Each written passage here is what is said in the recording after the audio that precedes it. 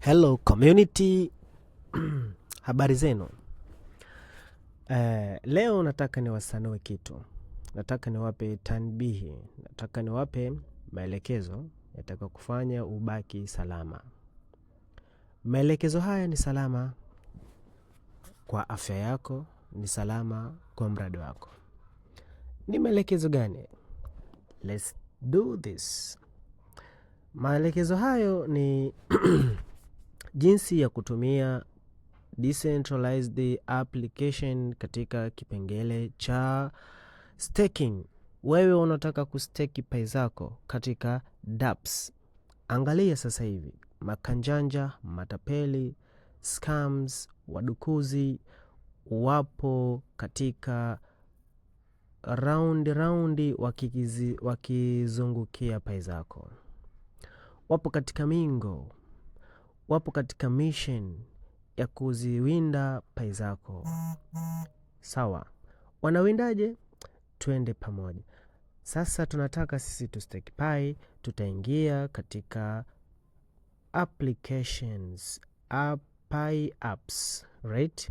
Tutaingia katika Pi apps, tutagusa hapo, zitafunguka Pi, itafunguka image ya Pi apps, authenticating with Pi network.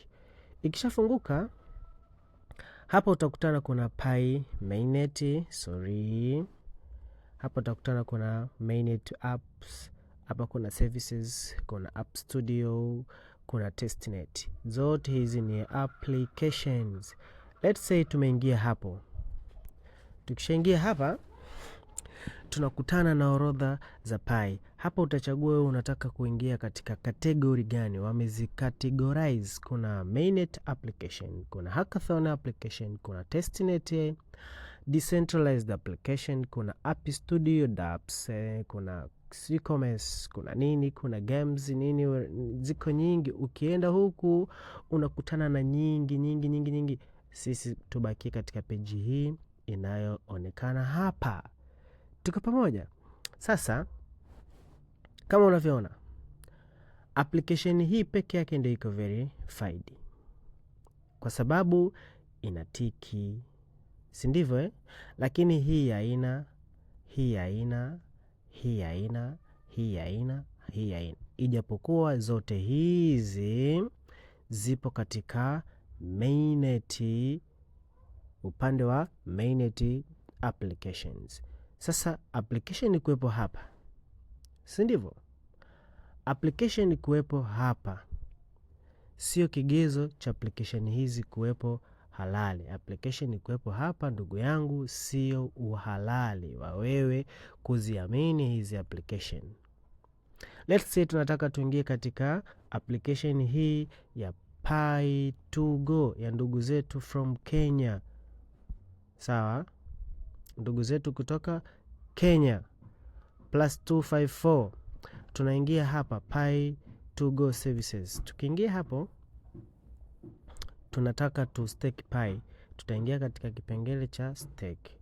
Hapo unapo stake Pi yako una boost mining reward.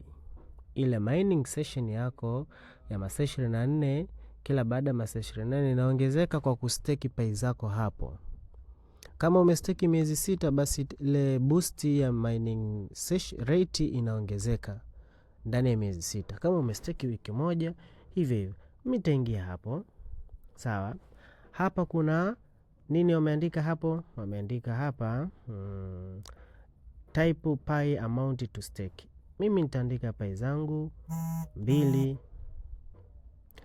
Nikishaingiza Pi 2 hapo, hapa kumeandikwa, hapa pameandikwa number, type number of the day of days. Nataka kustake siku ngapi? Siku 5. Hapa siku ngapi? 5. Right? Nikisha stake siku 5, naambiwa total spend, nimeweka Pi 2. Duration hapa panaonyesha nimeweka Pi 2. Duration boost itapata 1%. Effective staked Pi itakuwa nimepata Pi 2 na pointi hizo kutokana na stake yangu kwa siku zangu ngapi? Siku 5. Sawa? Nitashuka chini, nitakuja hapa sehemu palipoandikwa stake to Pi. Nitakliki hapo. Nikisha kliki hapo, ndugu zangu watukufu au ndugu zangu katika Pi, hii ndio maelezo. Hii hapa sawa. Hii ni address wallet yangu inayotoa Pi. Na hii hapa sawa. Hii ni address wallet yangu inayotoa Pi. Na hii ni address wallet ya mpokeaji. Huyu anapokea Pi zangu, address wallet itakayopokea Pi zangu, na hii ni address wallet inayotoa ambayo ni address wallet yangu. Kwa nikija hapa kwenye approve, nitaprove kuweka nini hizo Pi, nitaprove. Nikiprove sasa, hapa ndiyo ninapotaka kukupa angalizo. Wewe kijana, ewe mama, ewe mzee, ewe kijana. Hapa ndipo ninapotaka kukupa angalizo. Hapa. Mimi wallet yangu kuifungua nimetumia nini? Fingerprint. Lakini wewe ambao haujaseti fingerprint, wallet yako itakuwa inatumia nini? Inatumia passphrase. Kwa hapa wewe utaambiwa uingize passphrase. Chonde. Kuweka passphrase katika application ambazo hazijawa verified ni hatari kwa afya yako. Kwa nini ni hatari kwa afya yako? Haijalishi mtu huyo unamfahamu, alitengeneza developer unamfahamu au humfahamu. Haijalishi application hiyo iko top staked, yani iko juu katika rank zile, iko juu ya kwanza, au ni application yenye jina kubwa sana, iwe ni jina unalifahamu. Wewe si ni CRDB, ni NMB, mtu huyo ni ndugu yako. Kuwa makini. Kwa sababu gani mimi hapa na sasa baada ya kustake, baada ya kuapprove mimi nafanya na reject. Hapa na reject, na kataa. Sawa? Kwa nini nakwambia ni angalizo? Kwa sababu nitakapokuja open hii app hapa.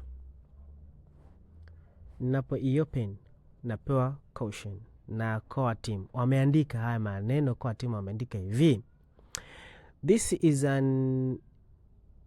is an in development app. Hii application wakiwa wanamaanisha kwa lugha ya Kiswahili fasaha, rahisi, nyepesi zaidi kwamba ni application bado ipo katika matengenezo, development app, and is not full vetted, na bado haijapitishwa, haijawa katika mchakato wa uhakikishwaji, yani bado haijapitia vile vigezo sahihi tufanye.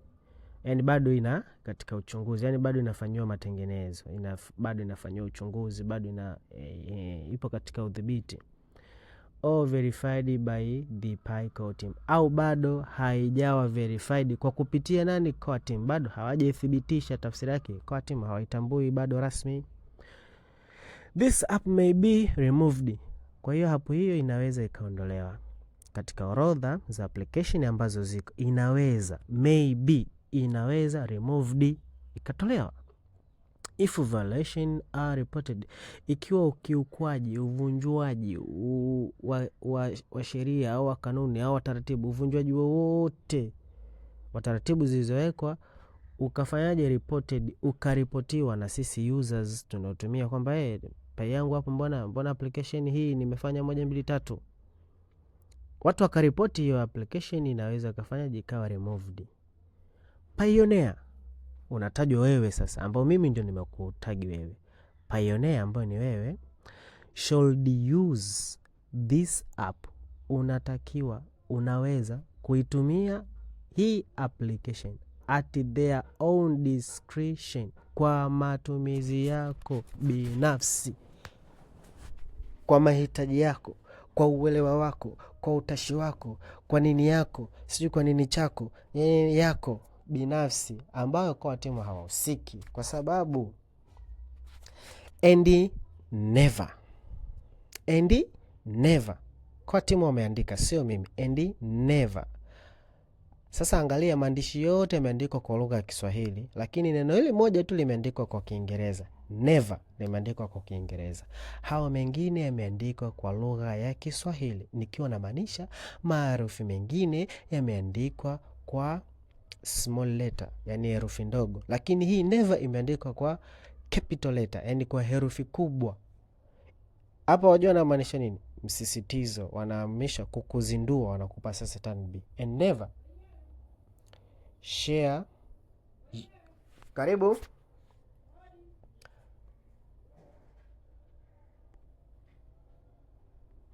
karibu, tunaendelea kupiga hodi asubuhi kwenye nyumba za watu, mwache. Sawa eh? Hapa kwa chini nasema and never share passphrase, and never share passphrase or personal information with any external party.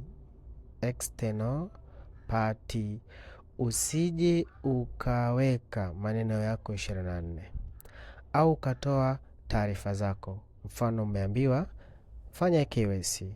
Ukishafanya KYC ukaambiwa weka kitambulisho chako cha NIDA, weka nambari yako ya simu. Ukaambiwa katika ya KYC weka email address yako katika hiyo application. Weka email address yako, weka na password yako ya email. Wapi? Internal, external party, kwa watu wa nje ambao sasa ndio hizo application. Unaingia mule, unajisajili, unaweka nini? Taarifa zako, tena zile sensitive, zile muhimu. Sawa, unaweka taarifa zako hapo, unajimaliza wewe mwenyewe. Kwa hiyo nini nakwambia, na mimi nakusomea sasa haya maneno. Never share your passphrase or personal information with any external party. Tunaelewana eh? External party. Usiweke maneno yako 24, usishare maneno yako 24 wala taarifa zako muhimu kwenye hizi application. Kwa sababu gani? Zinaweza zikawa sio salama. Kwa wewe ambao upo katika kipindi hiki cha lala salama ya mradi, unapoziendea hizi application, basi hakikisha unaziendea kwa uangalizi wa hali ya juu kabisa.